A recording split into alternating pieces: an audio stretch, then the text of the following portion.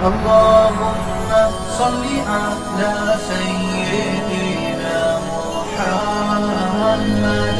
اس video کو like کریں، ہمارے چینل کو سبسکرائب کر بیل آئیکن ضرور پریس کریں. حامد و مصلیان اما بعد. میں محترم بزرگ اور دوستو، اللہ تبارک و تعالیٰ کا بہت بڑا فضل و کرم ہے کہ اللہ تبارک و تعالیٰ نے ہم لوگوں کو ایمان کی دولت سے نوازا. میرے محترم، اللہ تبارک و تعالیٰ نے دنیا کے اندر انسان کو بہت سارے رشتوں میں پروئے. کسی کو کسی کے لیے بھائی بنایا، کسی کو کسی کے لیے بیٹا بنایا، کسی کو کسی کے لیے ماں بنایا، کسی کو کسی کے لیے باپ بنایا. اس طرح کہ بہت سارے رشتے اللہ تبارک و تعالیٰ نے انسانوں سے جوڑا. ان تمام رشتوں میں سب سے مضبوط اور سب سے مستحکم رشتہ جو ہے وہ ماں باپ کی، والدین کی ہے. میرے محترم، والدین کا رشتہ یہ بہت ہی مضبوط ہے. اس لیے ہمیں چاہیے کہ ہم اپنی ماں باپ کی عزت کریں، ان کا کہنا مانیں.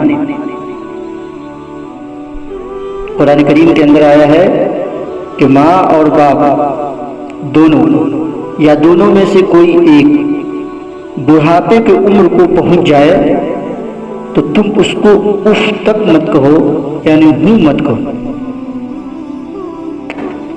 قرآن کی اس آیت سے ظاہر تو یہ پتہ چلتا ہے کہ بڑھاپے کی عمر کو پہنچ جائے تمہارے ماں باپ یا دونوں میں سے کوئی ایک تو اس کو اف تک مت کہو. اگر جوانی میں ہو تو کیا اس کے ساتھ اف کہا جا سکتا ہے؟ نہیں میرے محترم بزرگ اور دوستو، نہیں.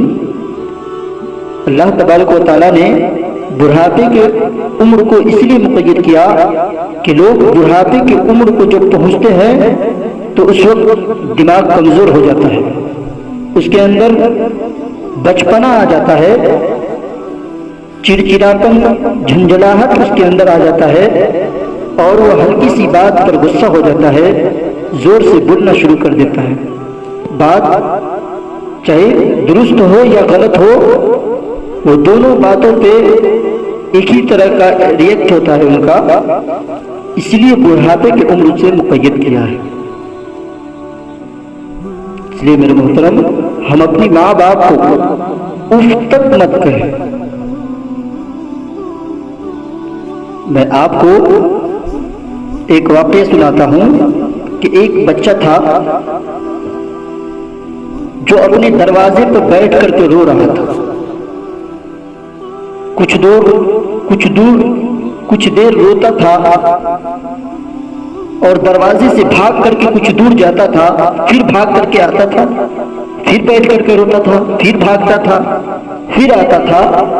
کسی نے یہ ماجرا دیکھا تو اس بچے سے پوچھا کہ کیا وجہ ہے کہ تم یہاں سے بھاگتے ہو اور پھر وہاں بھاگ کر کے آتے ہو اور پھر روتے ہو، پھر بھاگتے ہو، پھر آتے ہو، آخر وجہ کیا ہے؟ اس بچے نے کہا کہ میں یہاں سے بھاگتا ہوں کہ میں چلا جاتا ہوں. دنیا میری ماں گھر سے نکال دی تو ہم دنیا میں کہیں جا کر کے رہ جائیں گے. میں یہ سوچ کر کے یہاں سے بھاگتا ہوں، لیکن مجھے خیال آتا ہے کہ میں دنیا میں جاؤں گا تو میں بہت سارے مال و دولت کما لوں گا، ہمارے پاس آدمیوں کی کمی نہیں ہوگی، ہم اپنے پیسے سے بہت ساری چیزیں خرید لیں گے. لیکن میرے محترم بزرگ اور دوستو، ایک ایسی چیز ہے، ایک ایسی ہستی ہے جسے خریدا نہیں جا سکتا، وہ ماں ہے. میرے پاس تو ہر چیز ہو جائے گا لیکن ماں کی دولت نہیں رہے گی. اس لیے میں دوبارہ وہاں سے بھاگ کر کے آتا ہوں، چاہے میری ماں مجھے مار دے یا کچھ بھی کر دے، میں گھر سے باہر نہیں جاؤں گا. میرے محترم بزرگ اور دوستو، یہ محبت ہے.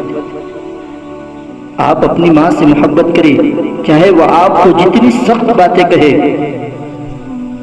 آپ اللہ کے فرمان کو اپنے سامنے رکھتے ہوئے آپ اف تک مت کہیے، اف تک مت کہیے۔ میرے محترم، ماں اپنی اولاد سے کتنی محبت کرتی ہے یہ آپ کو اندازہ نہیں، اور اولاد کو اپنی ماں سے کتنی محبت کرنی چاہیے یہ بھی ہم لوگ نہیں جانتے۔ ٹھیک ہے، دنیا میں لوگ طرح طرح کے ماں سے محبت کرنے والے طرح طرح کے لوگ ہیں، ٹھیک ہے، آپ ان کی بات کو نہ مانیں، لیکن ایک ہستی جس کے صدقے اللہ تبارک و تعالیٰ نے پوری دنیا کو بنایا، جسے زمانے جاہلیت میں لوگ صادق الامین کے نام سے جانتے تھے، آپ ان سے سیکھیے۔ حضرت محمد صلی اللہ علیہ وسلم فرماتے ہیں کہ اگر میری ماں زندہ ہوتی اور میں نماز کے لیے کھڑا ہوتا اور میری ماں کہتی کہ محمد، تو میں نماز توڑ کے کہتا لبیک یا امی جان۔ میرے محترم بزرگ اور دوستو، یہ ہے ماں سے محبت، اس لیے ہم سب اپنی ماں سے محبت کریں۔ میں آپ کو ایک واقعہ سناتا ہوں، ماں کو اپنی اولاد سے محبت کا واقعہ سناتا ہوں۔ ایک عورت تھی جو بہت بیمار تھی، اتنی بیمار تھی کہ حالت نہایت نازک تھی، اسے ہسپتال میں داخل کروایا گیا۔ اس کے سارے رشتہ دار جتنے تھے سب اس کو ملنے کے لیے آئے اور ان سے ملاقات کی، لیکن چند گھنٹوں کے بعد وہ عورت دنیا سے چل بسی، دنیا سے چل بسی۔ ماں کی وفات کے بعد بیٹا سارا دن روتا رہا، اتنا رویا اتنا رویا اتنا رویا کہ بیٹا بیمار ہو گیا۔ ماں کی تدفین کے بعد بیٹا جب گھر واپس آیا تو ماں کے کمرے میں گیا اور ماں کے سرہانے سے اسے ایک خط ملا۔ جب وہ خط کھولا تو میرے محترم بزرگ اور دوستو، اس خط میں کچھ دوائی کی گولیاں تھی، اور اس خط میں لکھا ہوا تھا کہ بیٹا یہ گولیاں کھا لو،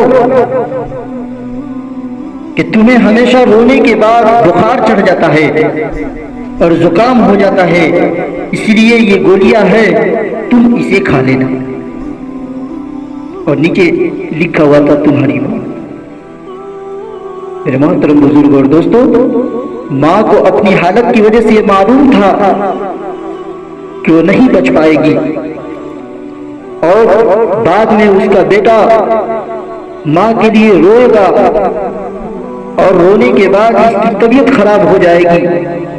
اسی لیے میرے محترم بزرگ اور دوستو، وہ ماں اپنے بیٹے کے لیے خط میں دوائی اور یہ باتیں لکھ کر کے رکھ دیا کہ بیٹا تو روتا ہے تو تیری طبیعت خراب ہو جاتی ہے اور زکام ہو جاتا ہے، اس لیے اس دوا کو کھا۔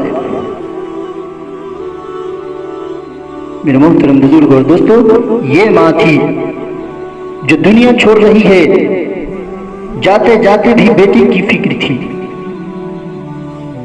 جاتے جاتے بھی بیٹے کی فکر تھی۔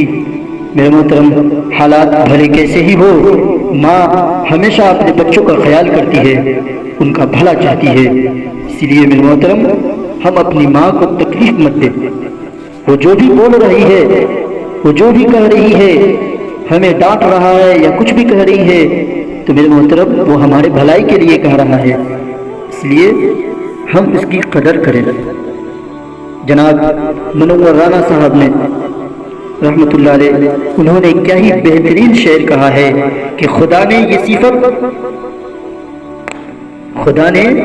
صفت دنیا کی ہر عورت کو بخشی ہے، خدا نے یہ صفت دنیا کی ہر عورت کو بخشی ہے کہ وہ پاگل ہو بھی جائے تو بیٹے یاد رہتے ہیں۔